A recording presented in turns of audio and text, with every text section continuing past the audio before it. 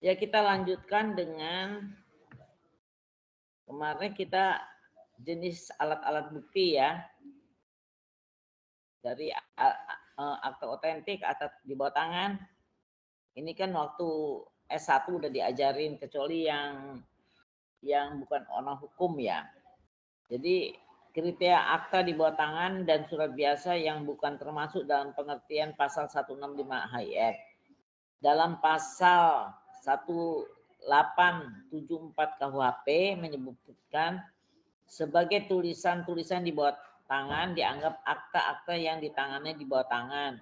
Surat-surat, register, surat-surat urusan rumah tangga dan lain-lain yang dibuat tanpa perantaran pegawai umum ya, kayak notaris, catatan sipil dan semuanya. Apabila akta-akta di bawah tangan dan surat biasa bukan akta akan dipergunakan sebagai alat bukti, maka harus mendapatkan pengesahan atau legalisasi dari pejabat berwenang. Surat-surat yang lain bukan merupakan akta dalam pembuktian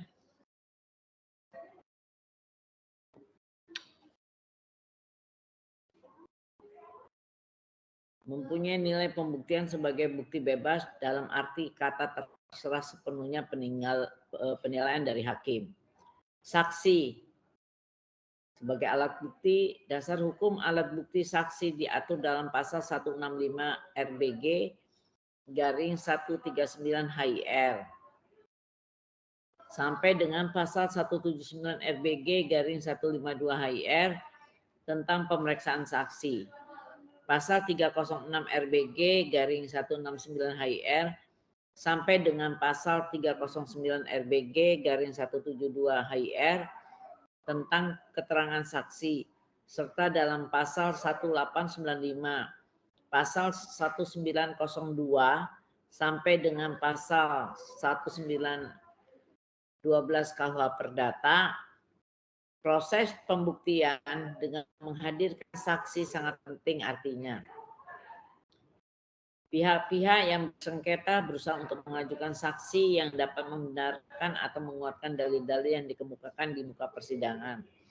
Secara umum dalam hukum saksi dihadirkan adalah mereka yang kebetulan yang memang saksi itu harus yang melihat, mendengar, mengetahui dan yang merasakan sendiri peristiwa yang menjadi permasalahan sengketa dari para pihak.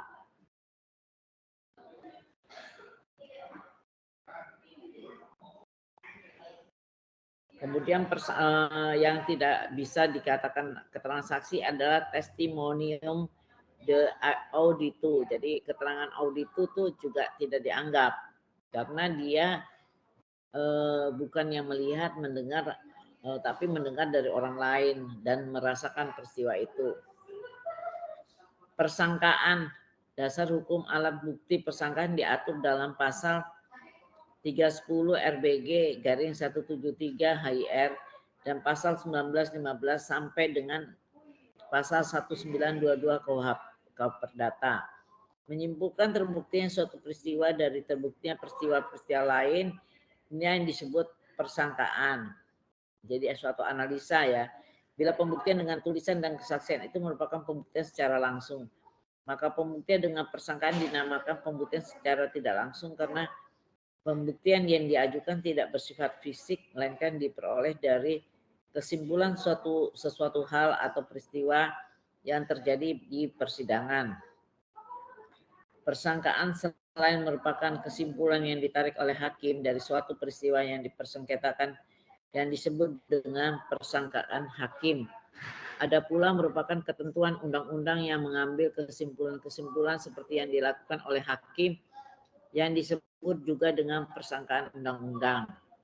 Pengakuan. Dasar hukum pengakuan sebagai alat bukti diatur dalam pasal 311 RBG garing 174 HIR. Pasal 312 RBG garing 175 HIR. Pasal 313 RBG garing 176 HIR. Serta pasal 1923 sampai dengan pasal 128 KUH Perdata. Pada prinsipnya, pemeriksaan perkara sudah berakhir apabila salah satu pihak memberikan pengakuan bersifat menyeluruh terhadap materi pokok perkara. Apabila tergugat mengakui secara murni dan bulat atas materi pokok yang didalilkan penggugat, maka perkara sengketa dianggap selesai karena sudah ada pengakuan. Karena dengan pengakuan itu telah dipastikan dan diselesaikan hubungan hukum yang terjadi antara para pihak. Begitu juga sebaliknya kalau penggugat membenarkan atau mengakui dalil yang diajukan tergugat berarti sudah selesai. Jadi apabila didekati dari ajaran pasif, meskipun hakim mengetahui dan yakin pengakuan itu bohong atau berlawan dengan kebenaran, hakim harus mengakui apa adanya yang terjadi dari fakta dan fakta yang di persidangan. Oleh karena ini hakim harus mengakhiri pemeriksaan karena pengakuan terhadap pokok perkara dianggap telah selesai secara tuntas. Sumpah. Dasar hukum alat bukti sumpah diatur dalam pasal 182 sampai dengan 185 RBG, pasal 155 sampai pasal 158 HIR. Pasal 1314 RBG garing 177 HIR. Pasal 1929 dengan pasal 1945 KUH Perdata. Secara garis besar sumpah sebagai alat bukti dua macam, yaitu sumpah pemutus, sumpah decisor. Decisor ini hanya ada di perdata, sumpah pemutus, sehingga itu adalah dari kewenangan hakim. Jika hakim melihat semuanya kurang buktinya dan semuanya ngotot, sehingga hakim akan memberikan suatu keputusan siapa yang akan memberikan sumpah pemutus, yaitu yang dia berani mengatakan sumpah bahwa dia yang benar, apa yang disampaikan benar, maka sudah selesai. Berarti yang berani bersumpah itulah yang dinyatakan benar.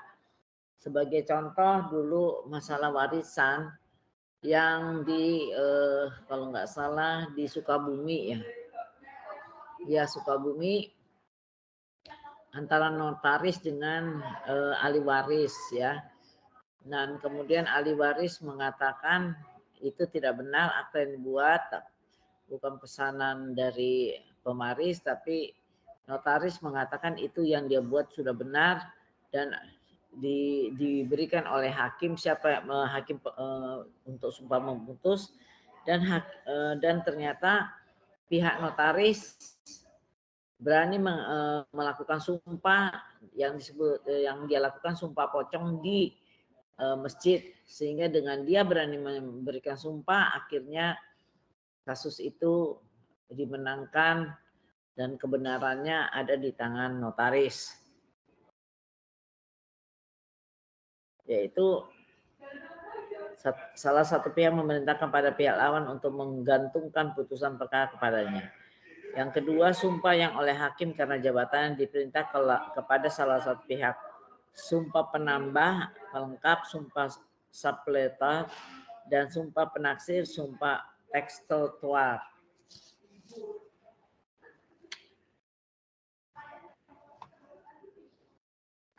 Kedua macam sumpah tersebut bermaksud untuk menyelesaikan perkara.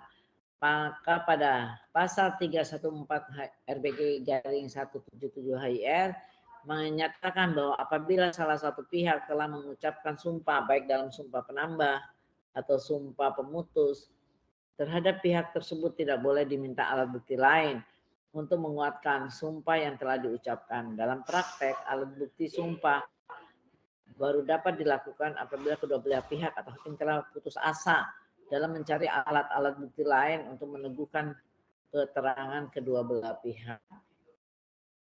Saksi ahli. Dasar hukum keterangan saksi ahli diatur dalam pasal 181 RPG garing 154 HIR yang menentukan jika menurut pertimbangan pengadilan suatu perkara dapat menjadi lebih jelas bila dimintakan keterangan ahli atas permintaan pihak yang berperkara atau karena jabatan. Hakim dapat mengangkat seorang ahli untuk diminta pendapatnya mengenai suatu hal pada perkara yang sedang diperiksa. Keterangan ahli ini dikuatkan dengan sumpah. Maksudnya tidak lain agar keterangan tersebut disampaikan seobjektif mungkin. Dari ketentuan pasal 181 RBG garing 154 HIR ayat 2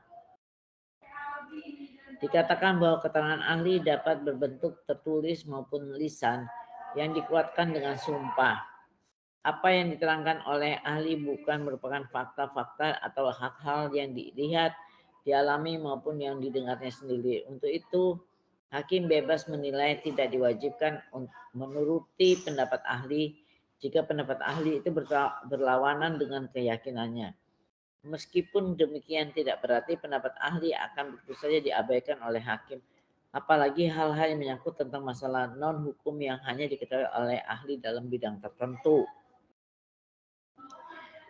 Di sini juga ada pemeriksaan di tempat, kalau pidana ada rekonstruksi ya. Tetapi jarang, kalau di perdata banyak, terutama masalah-masalah tanah ya. Pemeriksaan di tempat diatur dalam pasal 180 RBG garing 153 HIR. Dalam praktek, pemeriksaan di tempat dilakukan oleh hakim ketua sidang, hakim-hakim agung, anggota, dan panitera pengganti, serta dihadiri oleh pihak-pihak yang berperkara.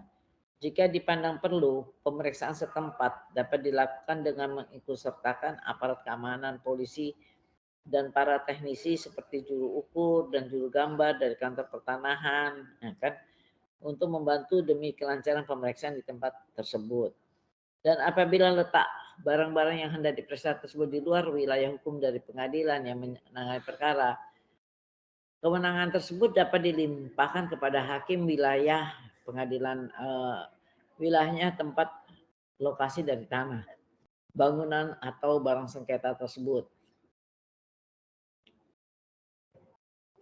Seorang jurusita, wakil yang ditunjuk secara sah oleh hakim pengadilan negeri untuk melakukan pemeriksaan setempat, berwenang penuh untuk melakukan perintah tersebut, dan hasil pemeriksaannya dapat menjadi keterangan bagi hakim yang bersangkutan dalam pemeriksaan dan pemutusan perkara yang dihadapinya.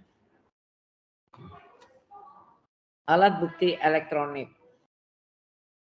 Pasal 5 ayat 1 Undang-Undang Nomor 11 Tahun 2008 tentang Informasi Transaksi Elektronik ITE junto Undang-Undang Nomor 19 Tahun 2016 tentang perubahan Undang-Undang 11 Tahun 2008 menyatakan bahwa informasi elektronik dan dokumen elektronik atau hasil cetaknya merupakan alat bukti hukum yang sah.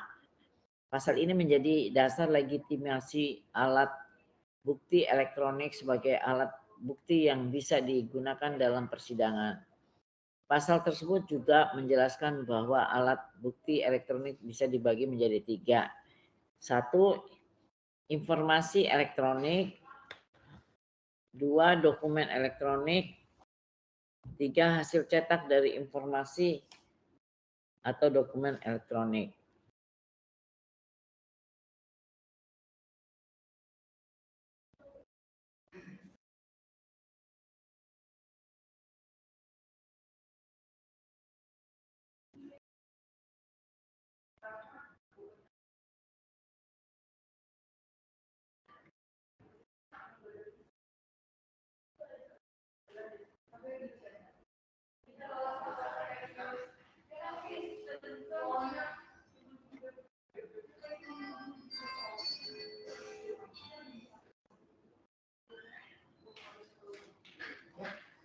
Gimana kamu? Ya kan ngapain di sana? Apa?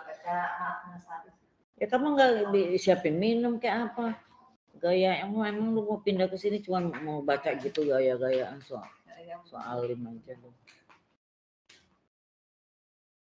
Siapin minumnya.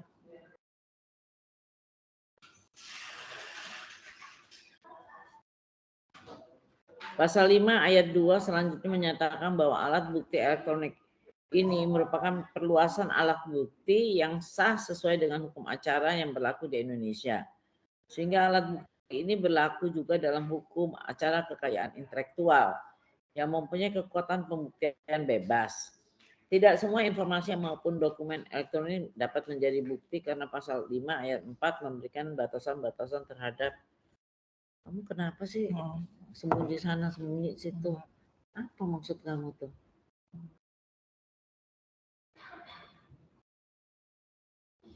Gaya-gayaan kan kamu bisa di rumah kalau nggak baca kayak gitu kan.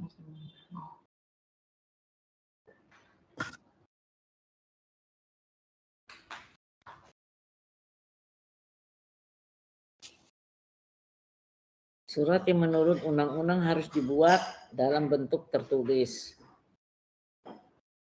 Surat beserta dokumen yang menurut undang-undang harus dibuat dalam bentuk akta notaris atau akta yang dibuat oleh pejabat pembuat akta.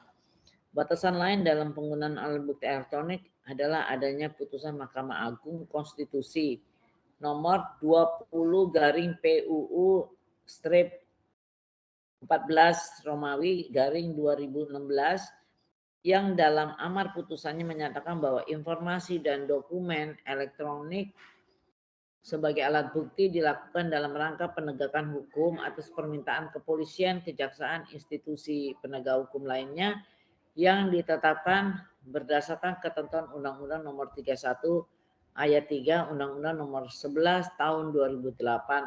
Pasal 31 Ayat 3 mengatur tentang penyadapan sebagai hal yang dilarang. Jadi berdasarkan pada putusan Mahkamah Konstitusi tersebut, maka informasi dan dokumen elektronik bisa dijadikan sebagai alat bukti jika didapatkan atas permintaan kepolisian, kejaksaan, dan institusi penegak hukum lainnya.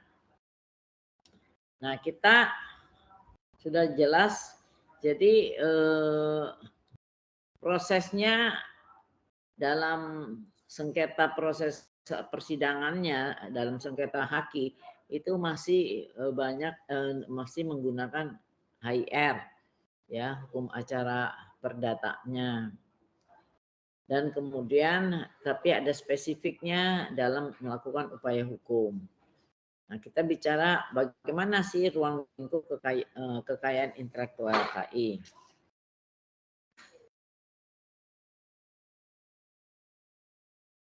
Kalau kekayaan intelektual jelas merupakan hak yang timbul bagi hasil olah pikir otak manusia menghasilkan suatu produk atau proses berguna untuk manusia. Jadi di sini kekayaan intelektual merupakan hak privat. Kenapa hukum acaranya masih kita menggunakan hukum acara perdata yaitu HIR dan RBG. Seorang bebas untuk mengajukan permohonan atau mendaftarkan karya intelektualnya atau tidak. Kekayaan intelektual adalah hak eksklusif yang diberikan oleh negara kepada individu pelaku kekayaan intelektual. Tiada lain dimaksudkan sebagai penghargaan atas karya intelektualnya dan agar orang lain terangsang untuk dapat mengembangkan lebih lanjut. Saat ini kekayaan intelektual telah menjadi isu yang sangat penting dan mendapat perhatian baik dalam forum nasional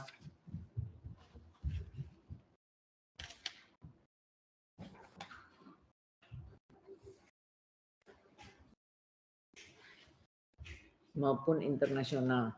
Saat ini permasalahan kekayaan intelektual tidak dapat dilepas dari dunia perdagangan dan investasi. Namun demikian, pemahaman masyarakat mengenai kekayaan intelektual masih belum baik. Masih sering terjadi kekeliruan dalam memahami kekayaan intelektual. Misalnya orang yang dengan santai mengatakan bahwa bukunya telah dipatenkan, resep dan rasa masakan paten. Misalnya paten, motif batik terusnya setelah dipaten. Padahal paten merupakan kekayaan intelektual untuk teknologi, tetapi didaftarkan sebagai merek ya. Padahal paten merupakan kekayaan intelektual untuk teknologi, misalnya paten untuk mesin otomotif. Selain itu masih ada jenis kekayaan intelektual yang lain yang belum banyak diketahui masyarakat luas, yaitu hak perlindungan varietas tanaman yang diberikan negara terhadap varietas tanaman yang menghasilkan oleh para pemula tanaman melalui kegiatan pemuliaan tanaman. kiranya perlu untuk disosialisasi kepada masyarakat mengenai jenis-jenis kekayaan intelektual, yaitu seperti beras.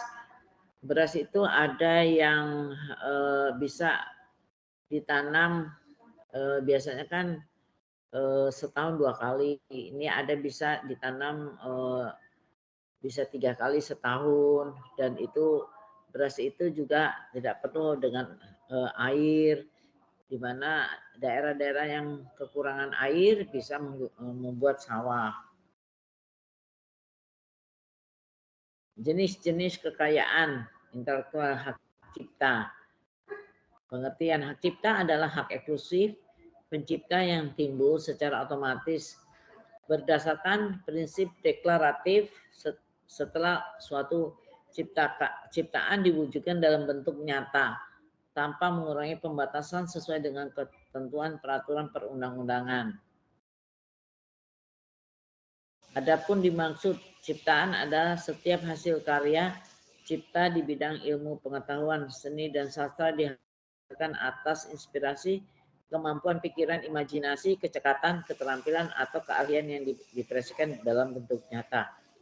Contoh hak cipta, buku, program komputer, perwajahan, karya tulis yang diterbitkan, ceramah, kuliah, pidato, lagu atau musik, seni rupa, arsitektur, peta, seni batik, fotografi, sinematografi, terjemahan, tafsir, saduran, bunga rampai, itu hak cipta. Ini sudah azan, jadi kita istirahat isoma, nanti kita mulai lagi jam 1. Oke? Baik, Bu. Jam 1 ya. Baik, Bu. Kita lanjut. Ya, Bu. Terima kasih, Bu. Ya, selamat siang. Selamat siang. Selamat siang, Bu. Siang, Bu. Ya, kita mulai ya. Baik, Bu. Jadi, dari hak cipta ya.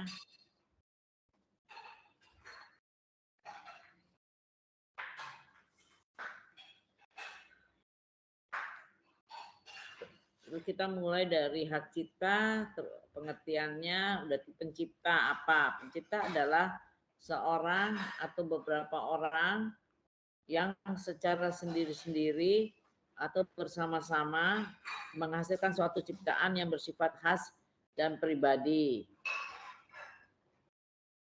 C. Pemegang hak cipta. Pemegang hak cipta adalah pencipta sebagai pemilik hak cipta. Pihak yang menerima hak cipta tersebut secara sah dari pencipta atau pihak lain yang menerima lebih lanjut hak dari pihak yang menerima hak tersebut secara sah. Dia? Yes.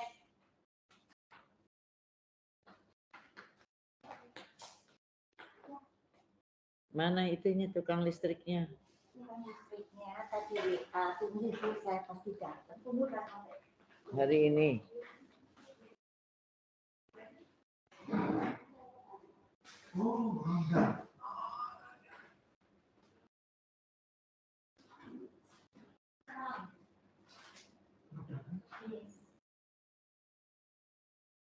Pemegang hak cipta, pemegang hak cipta adalah pencipta sebagai pemilik hak cipta, pihak yang menerima hak tersebut secara sah dari pencipta atau pihak lain yang menerima lebih lanjut hak dari pihak yang menerima hak tersebut secara sah. Pendaftaran hak cipta. Pendaftaran suatu ciptaan tidak merupakan suatu keharusan untuk memperoleh hak cipta karena didasarkan pada pasal 1 angka 1 Undang-Undang Hak Cipta. Karena didasarkan pada pasal 1 angka 1 Undang-Undang Hak Cipta, maka hak cipta merupakan hak eksklusif yang muncul secara otomatis setelah ciptaan diwujudkan dalam bentuk nyata. Namun demikian, pencipta maupun pemegang hak cipta yang mendaftarkan ciptaannya akan mendapatkan suatu pendaftaran. Terus sudah itu lisensi, merupakan izin diberikan pemegang hak cipta atau pemegang hak terkait dengan pihak lain untuk mengumumkan, memperbanyak ciptaannya atau produk hak terkait dengan persyaratan tertentu. Jadi ada perjanjian dari seseorang dengan penciptanya. Terus pengalihan hak cipta ya sama seperti dijual ya.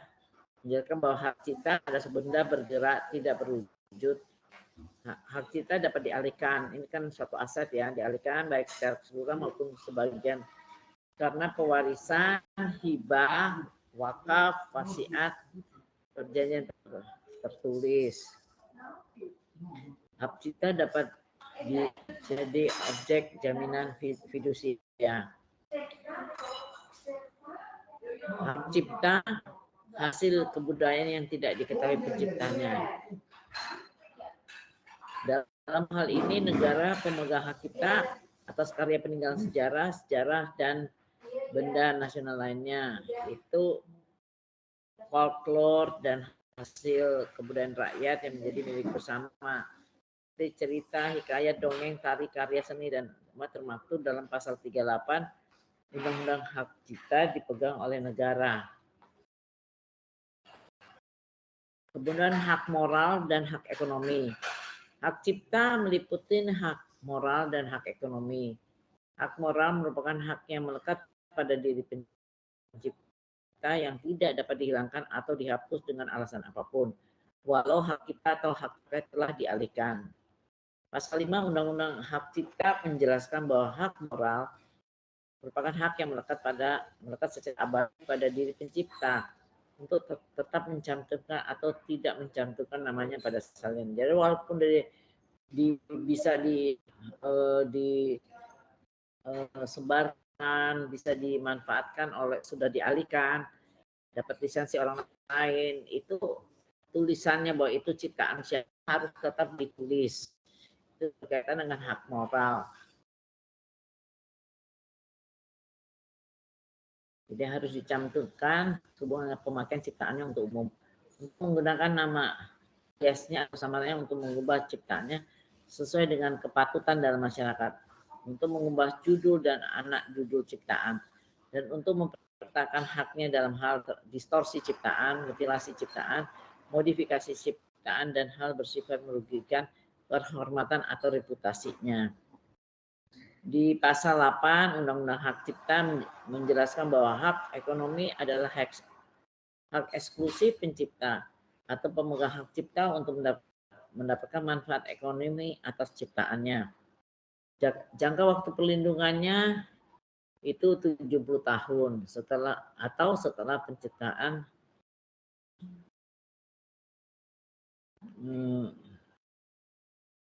berlaku selama hidup. Kalau masa berlakunya selama hidup dan berlangsung setelah 70 tahun setelah meninggal dunia.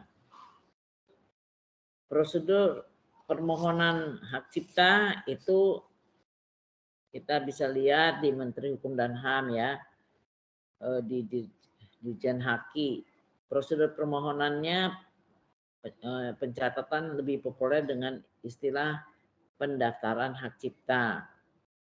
Mengisi formulir pendaftaran, melampirkan contoh ciptaan, uraian yang dimohonkan, melampirkan bukti kewarganegaraan pencipta hak cipta, melampirkan bukti badan hukum, jika ada badan hukum dari pemohon, membayar biaya permohonan. Ketentuan biaya permohonan diatur dalam Peraturan Pemerintah Nomor 45 Tahun 2014 tentang jenis dan tarif atas jenis penerimaan negara bukan pajak yang berlaku pada Kementerian Hukum dan HAM.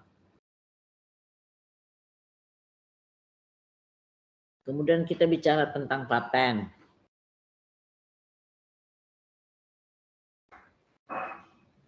Paten adalah hak eksklusif yang diberikan oleh negara kepada investor atas hasil invensinya di bidang teknologi untuk jangka waktu tertentu melaksanakan sendiri invensi tersebut atau memberikan persetujuan kepada pihak lain untuk melaksanakannya.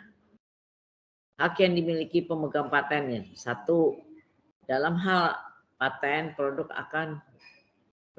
maka pemegang paten memiliki hak eksklusif untuk melaksanakan paten yang dimilikinya. dan untuk melarang pihak lain yang tanpa untuk membuat, menggunakan, menjual, mengimpor, menyewakan, menyerahkan atau menyediakan untuk dijual atau disewakan atau diserahkan produk yang diberikan paten. Demikian juga dalam hal paten proses, maka pemegang paten mempunyai hak untuk menggunakan proses produksi yang diberikan paten untuk membuat barang atau melarang pihak lain yang tanpa persetujuannya untuk membuat, menggunakan, menjual, mengimpor, menyewakan, menyerahkan atau menyediakan atau dijual atau disewakan atau diserahkan produk yang diberi paten. Kemudian kedua, pemegang paten berhak memberikan lisensi pada orang lain berdasarkan surat perjanjian lisensi. 3, pemegang paten berhak menggugat ganti rugi kepada siapapun dengan sengaja dan tanpa hak melakukan perbuatan sebagaimana disebut dalam poin 1. 4, pemegang paten berhak menuntut orang dengan sengaja dan tanpa hak melanggar hak patennya. Kewajiban pemegang paten. Setelah permohonan paten dikabulkan oleh pemerintah, maka terbit kewajiban-kewajiban yang harus dilaksanakan oleh pemegang paten. Apa kewajibannya? Pemegang paten wajib membuat produk atau menggunakan proses di Indonesia. Pembuatan dan penggunaan harus menunjang transfer teknologi, penyerapan investasi, dan penyediaan lapangan kerja bagi masyarakat. Pemegang paten wajib membayar biaya pemeliharaan yang disebut dengan biaya tahunan, annual fee, yaitu biaya yang harus dibayarkan oleh pemegang paten secara teratur untuk setiap tahun. Sel.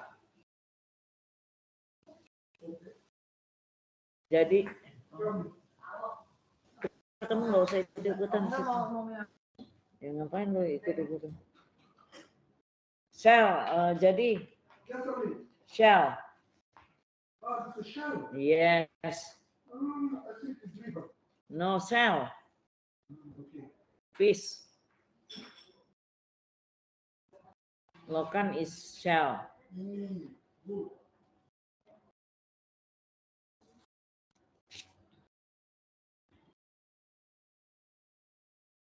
Pemegang paten wajib membayar biaya pemeliharaan yang disebut biaya tahunan, yaitu biaya yang harus dibayarkan oleh pemegang paten secara teratur untuk setiap tahun.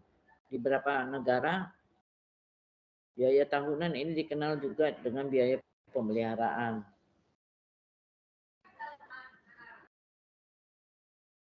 Invensi yang tidak dapat diberi paten.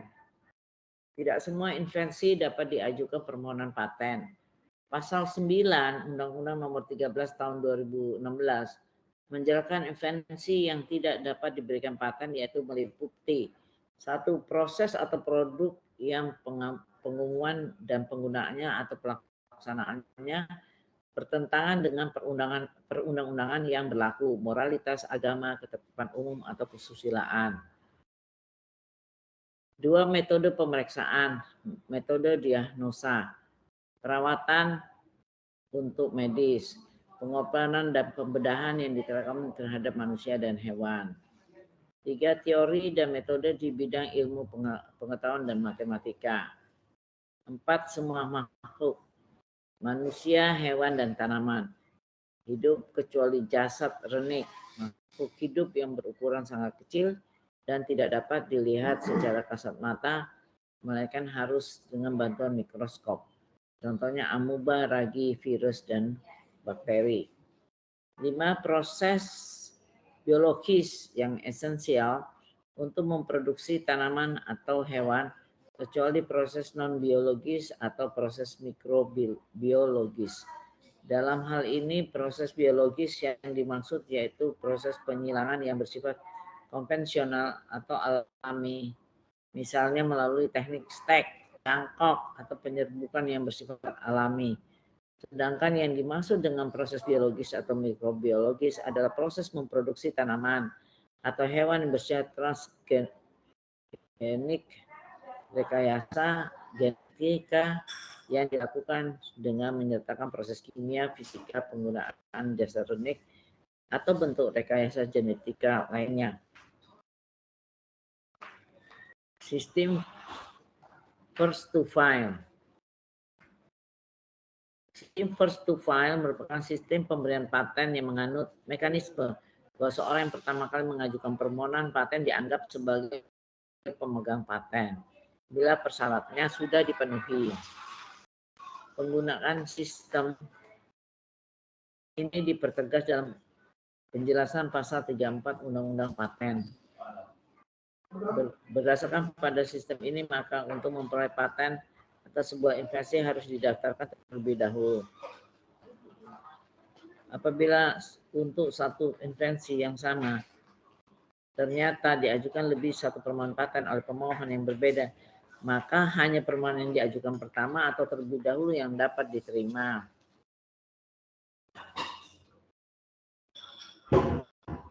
Langkah tepat dalam pengajuan paten.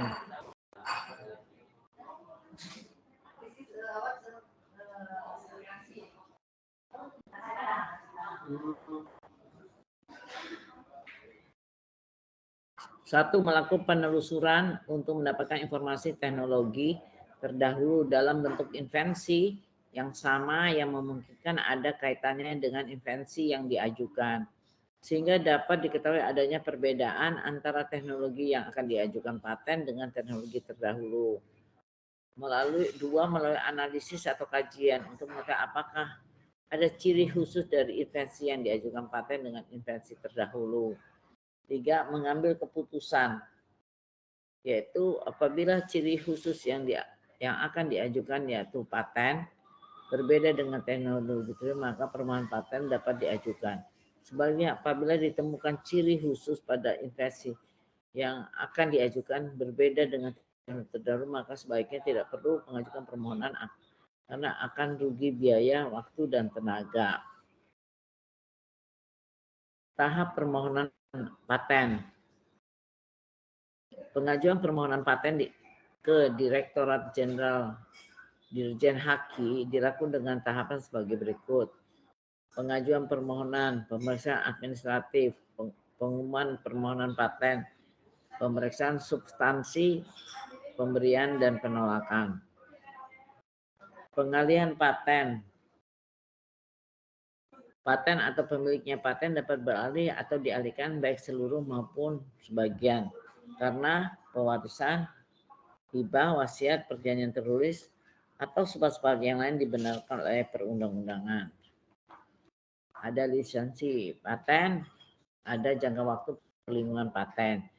Jangka waktu perlindungan paten 20 tahun terhitung sejak tanggal penerimaan permohonan paten dan tidak dapat diperpanjang. Sedangkan untuk paten sederhana maka perlindungan hanya 10 tahun terhitung sejak tanggal penerimaan paten dan tidak dapat diperpanjang. Tanggal dan bulan berakhir jangka waktu untuk paten diumumkan melalui media elektronik atau non elektronik. Kasus yang sering terjadi pada ranah itu karya UMKM yang berpotensi paten atau paling tidak paten sederhana dibajak, dijiplak, ditiru pihak lain tanpa izin. Akibatnya pelaku UMKM tersebut mengalami kerugian karena tidak mendapatkan manfaat ekonomi atas kreasinya.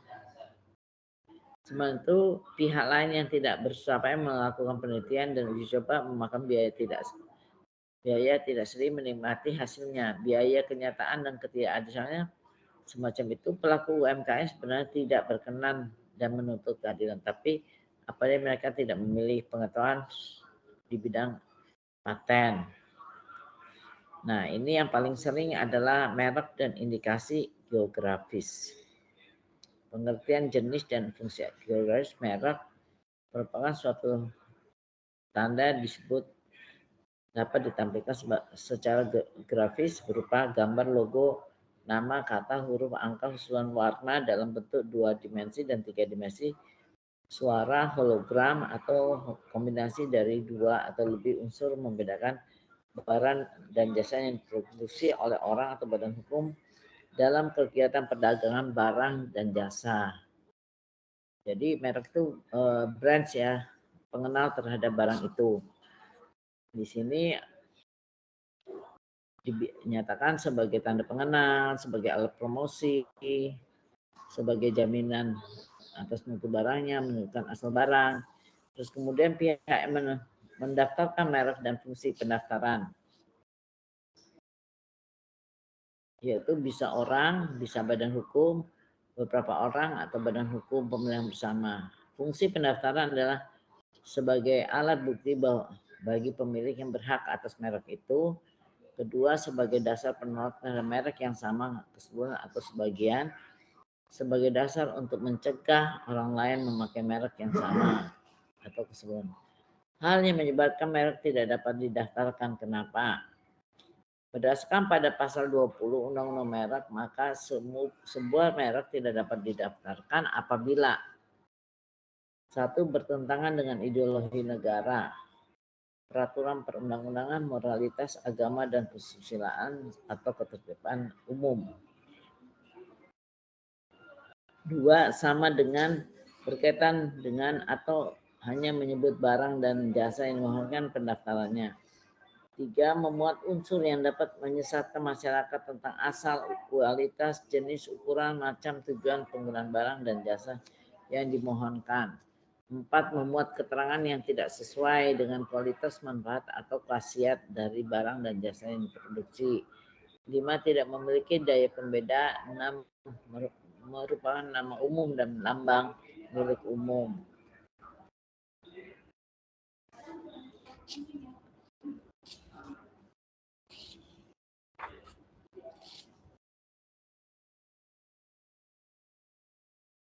Penolakan permohonan merek. Permohonan pendaftaran merek jika mempunyai persamaan pada pokoknya atau keseluruhan dengan merek atau milik pihak lain yang sudah terdaftar lebih dahulu untuk barang dan jasa sejenis.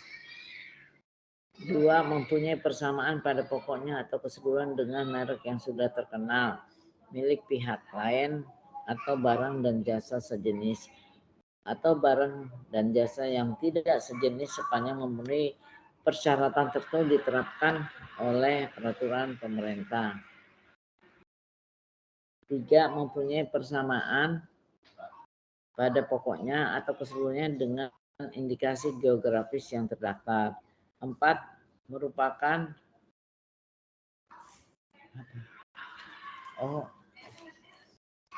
dari Mala.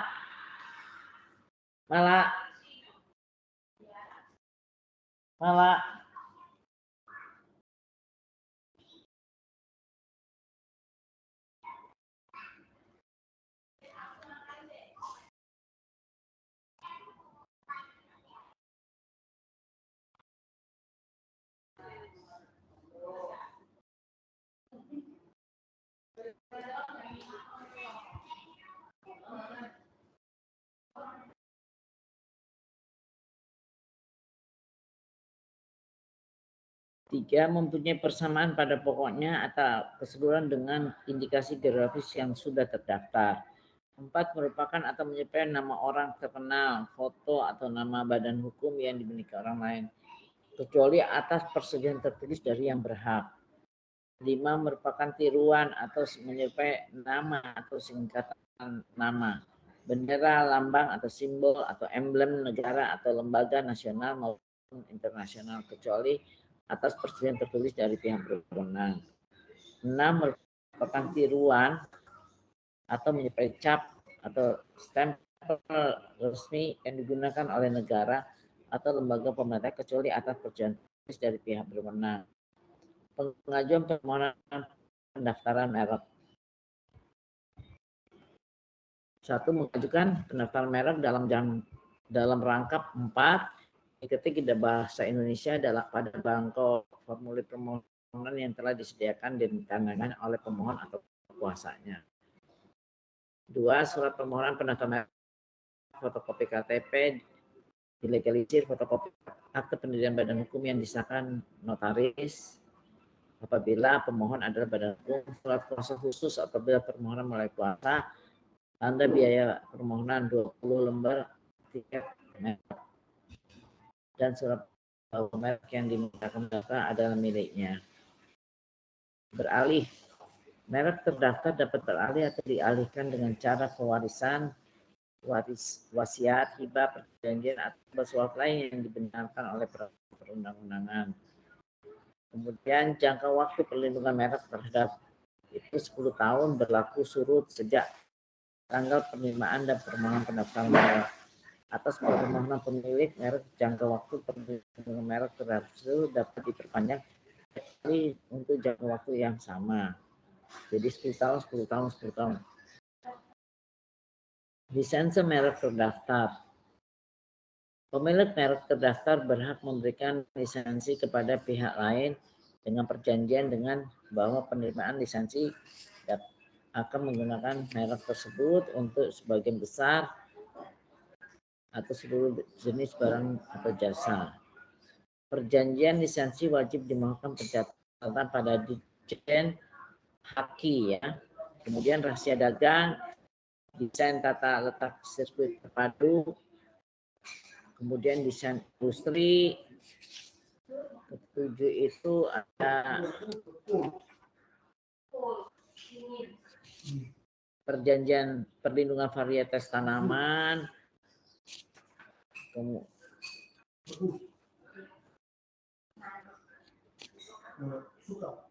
Nah, sebelum kita masuk ke hukum acara penyelesaian sengketa kekayaan intelektual di pengadilan niaga, sekarang saya beri kesempatan untuk bertanya apa yang kurang. Enggak, ini punyanya Pak Fidi. Ngapain? Bego itu. Ya, nanti kan sibuk dengan ini apa? Nah, saya itu bukan nggak ngerti kan. Terus saya ngomong semua itu shall kan. Terus mau datang mau menjelaskan bahasa Inggris. Terus kita ngapain kamu ke sana? Enggak usah dikasih dekat kalau Pak Liman kan. Jadi dia datang juga, ngapain dia datang ke sana? Sambil nanti duduk di dapur. Jangan duduk di meja makan. Dapur nggak makan. Enggak mau ngambil air minum. Ternyata nggak minum juga dia. Minum di depannya di sini. Enggak. Itu saya pikir dia bawa minum di situ, enggak. Sama dia kan. Iya. Ngajar. Oh iya. Siapa tuh? Siapa ya? Pak Sentok Bu yang di Tengkulun. Oh, Pak Sentot, ya. Lagi ngajar saya. Iya. Reaksi. Mau menjelaskan. Ada nggak yang mau tanya? Ini loh baterai jadi turun nggak bisa di. Mungkin. Bu. Iya. Iya, ada tanya. Bu. Memang Bu. Gitu saja. Enggak, saya nggak kesana mau minum. Jadi nggak saya. Ya, apa yang mau ditanya? Sebelum saya masuk ke hukum acara. Rahasia dagang, Bu. Ya. Rahasia dagang itu kan tidak perlu didaftarkan. Kurang jelas. Coba wajahnya itu jadi suaranya kurang jelas. Saya nggak kedengeran. Sinyalnya terbatas Bu, sebentar ya Bu. Iya. Apa? Soal rahasia dagang. Iya.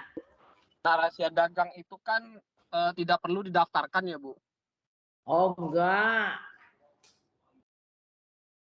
Rahasia dagang itu kan memang rahasia, maksudnya itu sesuai dengan apanya, itu kan rahasia dagang apa dari rumusannya, dari itu informasi yang nggak boleh diketahui tentang teknologi, terus dan kan punya rumusan bisa kita simpan sendiri. Jadi dijaga kerahasiaan oleh pemilik rahasia dagang. Izin Bu, pertanyaannya ketika mungkin dengan karyawan gitu ada buka usaha dagang. Karena itu kan Jadi dalam perjanjian, dibuat perjanjian. oh Dan iya, kan jadi cukup rumusannya kan ada, rahasia dagang itu kan rumusannya ada, termasuk juga informasi tentang misalnya nih rahasia dagang selain bentuknya kita ini apa dan tidak boleh diketahui orang, ya. Dan ya. juga kita kan ada juga rahasia dari informasi pelanggan-pelanggan kita itu kan juga dalam bentuk dari rahasia kita dari suatu perusahaan. Jadi di rahasia dagang itu kayak meliputi metode produksi, metode pengolahan, metode penjualan. Nah ini kan penjualan dan juga berkaitan dengan si buyer kita, ya kan? Terus informasi di bidang teknologi dan bisnis yang mempunyai nilai itu. Jadi rahasia dagang itu mempunyai nilai ekonomi, dijaga rahasianya. Jadi dilindungi, tetapi hak rahasia dapat juga beralih pewaris seperti sama pengalihannya wajib dicatat di Dirjen Haki, gitu loh. Bu, izin Bu. Banyak, tapi rahasia dagang banyak sekali perusahaan-perusahaan konvensional dia tidak mau didaftarkan, ya kan? Akhirnya bisa ketahuan juga. Tetapi dia punya rumusan dia tempatkan. Nah, rahasia dagangnya bisa juga dipidana. Misalnya karyawan yang sudah yang mengerjakan itu dibuat satu perjanjian dan mereka tidak boleh membuat perusahaan yang sejenis, gitu. Ngerti nggak? Iya Bu. Jadi dari perjanjian aja ya Bu indikasinya pelanggarannya kalau Iya, dia membocorkan dan bisa dilaporin rahasia itu polisi. cukup. Oh iya. Memiliki rahasia dagang dapat dirugikan karena rahasia dagang berasa mereka bisa dicuri, digunakan pihak lain. Jadi misalnya pegawai dia tahu cara bikinnya karena dia yang kerja, terus dia serahkan kepada perusahaan lain. Ngerti nggak? Iya. Oke, Bu. apalagi yang Makasih, mau Bu. ditanya? Apalagi sebelum kita masuk kepada hukum acara ini tadi kan cuma masalah poin-poinnya.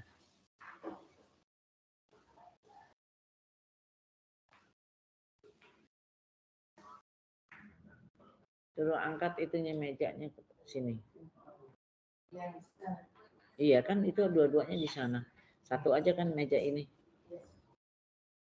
Ya, hukum acara penyelesaian sengketa kekayaan intelektual di pengadilan pengadilan niaga ya. Ketentuannya kita bisa lihat ketentuan pasal 299 Undang-Undang Nomor 37 tahun 2004 tentang kepailitan mengatur bahwa hukum acara yang berlaku di pengadilan niaga adalah hukum acara yang berlaku di pengadilan negeri, ya. Sama HIR tadi yang saya jelas di depan, kecuali telah diatur secara khusus di dalam undang-undang ini. Hukum acara yang berlaku di pengadilan negeri menggunakan HIR Statplat 1941 nomor 44 untuk Jawa dan Madura dan Reglement Buitenwest RBG Statblad 1927 nomor 227 untuk luar Jawa dan Madura. Undang-undang kepailitan tidak secara khusus mengatur cara penyelesaian sengketa di bidang haki. Prosedur beracara dalam pengaturan cara penyelesaian sengketa di bidang kekayaan intelektual dapat ditemukan di undang-undang yang mengatur masing-masing haki.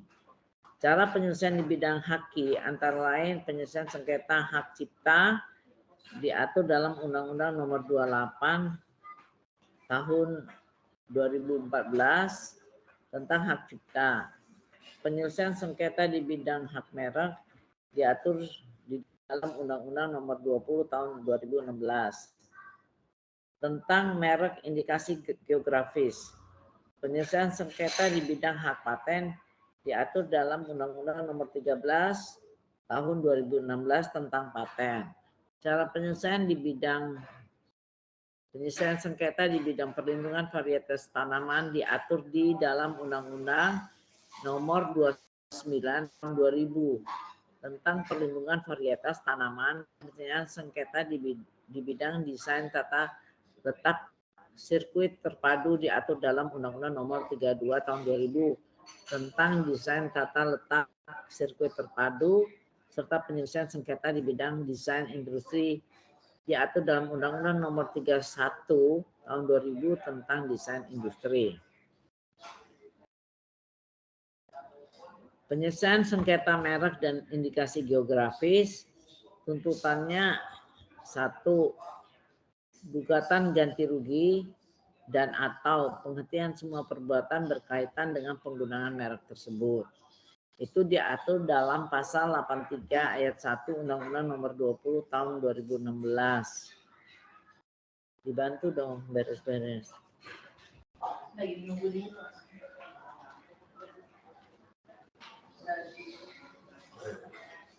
Tuntutan ganti rugi untuk perbuatan melawan hukum tidak diatur secara eksplisit dalam KUHP Perdata, namun pada pasal 1365 KUHP Perdata hanya menjelaskan unsur-unsur perbuatan melawan hukum. Pada pasal 1365 KUHP Perdata pada inti menyatakan bahwa setiap orang berhak menuntut ganti rugi kepada orang yang karena kesalahan menimbulkan kerugian. Jadi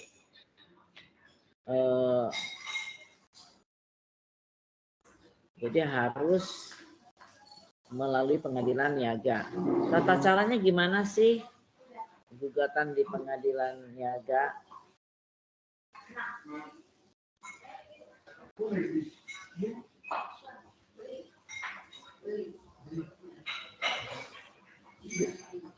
Gugatan diajukan kepada ketua pengadilan niaga dalam wilayah hukum tempat tinggal atau domisili tergugat.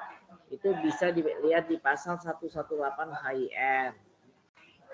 Mengenai asas aktor equator forum rei.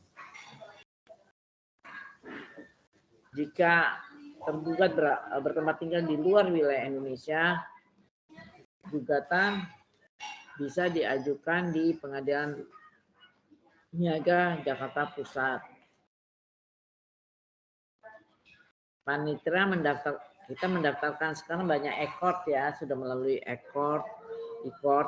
Panitera mendaftarkan gugatan pada tanggal tertentu, kemudian diajukan kepada penggugat, diberikan tanda terima tertulis yang ditandatangani panitia dengan tanggal yang sama pada saat pendaftaran gugatan. Panitera menyampaikan gugatan pembatalan kepada ketua pengadilan niaga dalam waktu paling lama 2 hari terhitung sejak gugatan dan penetapan hari sidang. Pemanggilan para pihak dilakukan oleh jurusita paling lama 7 hari setelah gugatan didaftarkan. Kalau pengadilan niaga ini dia waktunya lebih cepat, tidak kayak kasus perdata ya. Sidang pemeriksaan sampai dengan putusan atas gugatan harus diselesaikan dalam jangka waktu paling lama 90 hari setelah perkara diterima oleh majelis hakim yang memeriksa perkara dan dapat diperpanjang paling lama 30 hari atas persetujuan Mahkamah Agung. Putusan atas gugatan yang memuat secara lengkap pertimbangan hukum yang mendasari putusan harus diucapkan dalam sidang terbuka untuk umum, open bar. Apabila putusan tidak diucapkan dalam sidang terbuka untuk umum sesuai dengan ketentuan pasal 13 Undang-Undang Nomor 48 Tahun 2009 tentang kekuasaan kehakiman, maka putusan dijatuhkan menjadi tidak sah dan cacat hukum serta dapat dinyatakan batal demi hukum kecuali undang-undang menentukan lain.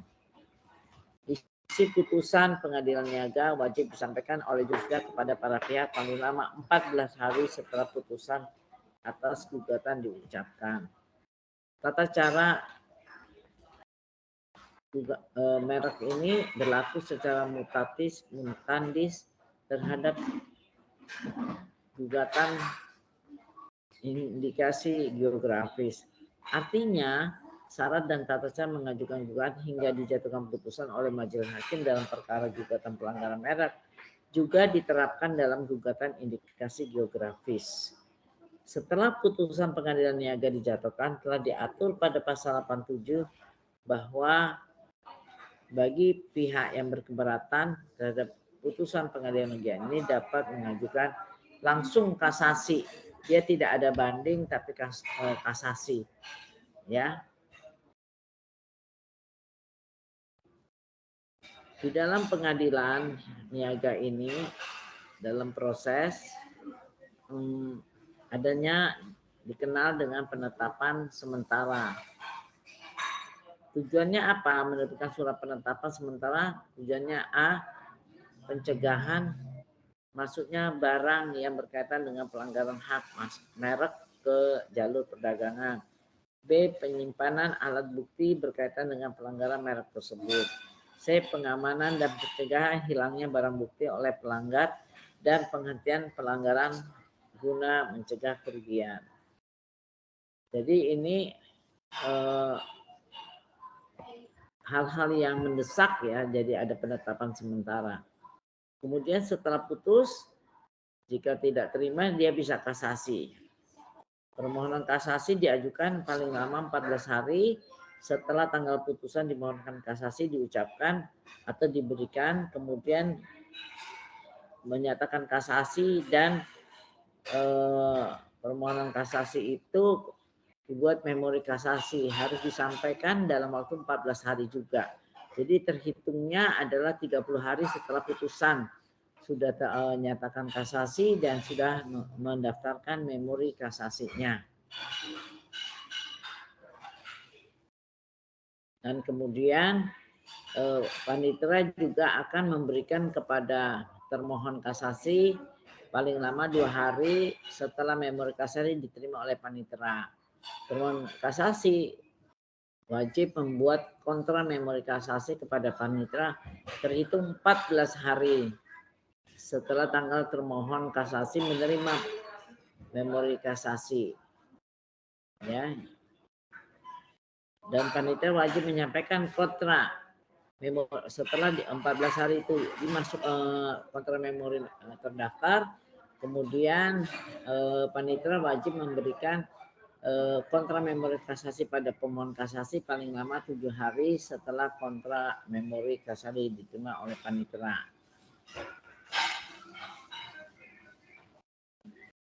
Nanti kemudian panitera akan membuat insake dan menyampaikan berkas perkara kepada Mahkamah Agung.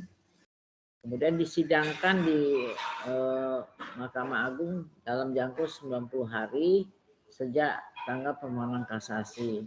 Setelah selesai, kemudian dikembalikan lagi panitera Mahkamah Agung, isi putusan kasasi panitera paling lama 7 hari dan dikembalikan kepada panitera di pengadilan niaga tingkat pertama. Kemudian jurusita akan menyampaikan isi putusan itu ke para pihak. Terakhir baru adanya upaya hukum peninjauan kembali terhadap putusan dilaksanakan berdasarkan ketentuan perundang-undangan. Jadi tetap harus ada novum. Sengketa paten juga sama dan semuanya itu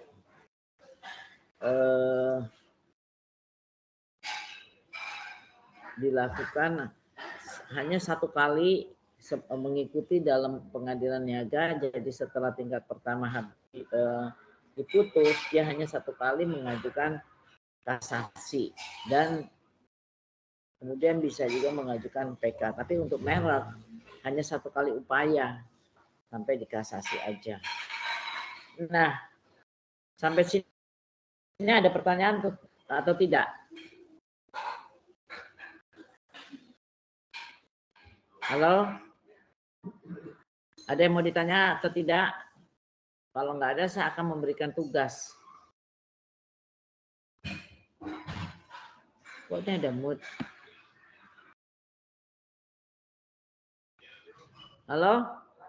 Ya, Bu. Ada pertanyaan atau tidak? Kayaknya belum ada, Bu. Oh, kalau gitu saya beri tugas saja ya, supaya saya tahu kalian mengerti atau enggak, dan tugas ini untuk penilaian ya. Nanti kan Pak Yudi memberikan soal, saya memberikan tugas. Nilai itu digabung bersama-sama Pak Yudi. Tugasnya adalah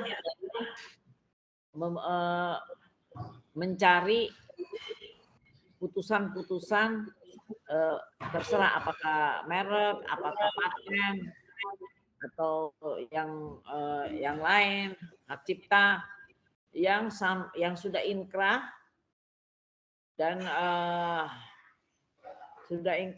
dan dibahas.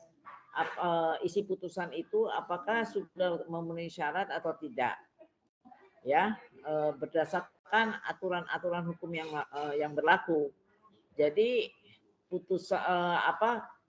pembahasannya itu berupa makalah 20 halaman, ya, 20 halaman, paling sedikit 20 halaman.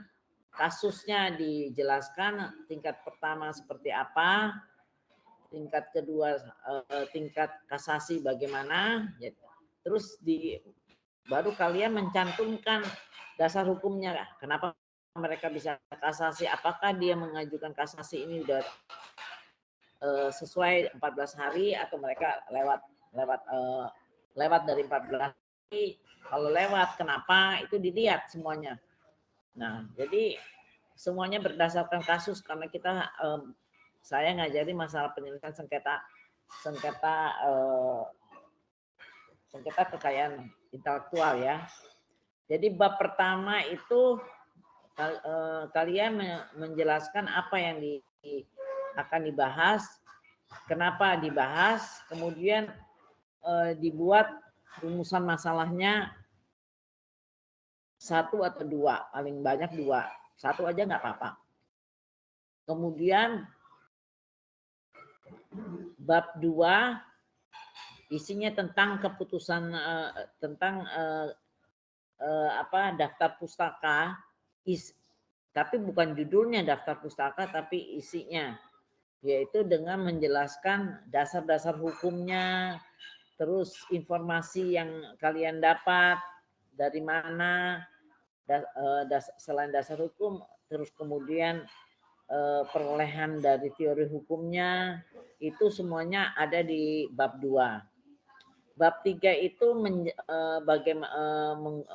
menganalisa dari kasusnya itu, menganalisa kasus dengan cara pendapat kalian, tapi dengan dasar hukum yang benar dan teori hukum yang benar. Ya, teori hukumnya yang benar. Kemudian bab 4 membuat kesimpulan, dan bab 5 tentang saran. Terus kemudian terakhir itu daftar sumber dari pengetahuan saudara, buku mana itu. Nah, yang saudara baca bukan 2-3 buku aja. Minimal saudara mendapat informasi dari buku minimal 10 sampai 15 buku. Jadi saudara baca, karena saya lihat kok semuanya kayak pinter aja tuh, nggak pernah nanya-nanya. Baca itu buku semuanya, dan buku itulah menjadi dasar irisan dari pembahasan saudara di bab 3. Dan saya kasih waktu 1 bulan penuh, sekarang tanggal 17, berarti lihat kalender. Berarti harus diserahkan ke Ibu Dian 1 bulan Januari ya. Tunggu saya lihat tanggalnya. Jadi kalian serahkan aja tanggal 20. Tanggal 20 Januari tentang ini masalah pembahasan tentang kasus-kasus sengketa. Cukup satu kasus saja, tapi saudara bahas dengan benar. Bisa mengerti? Ada pertanyaan?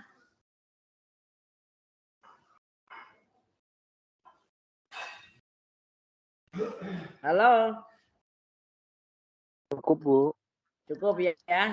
Berarti tanggal 20 ya, serahkan 20, minimal 20 sumber hukumnya, buku-bukunya yang menjadi dasar dari pembahasan itu minimal 10 sampai 15 ya.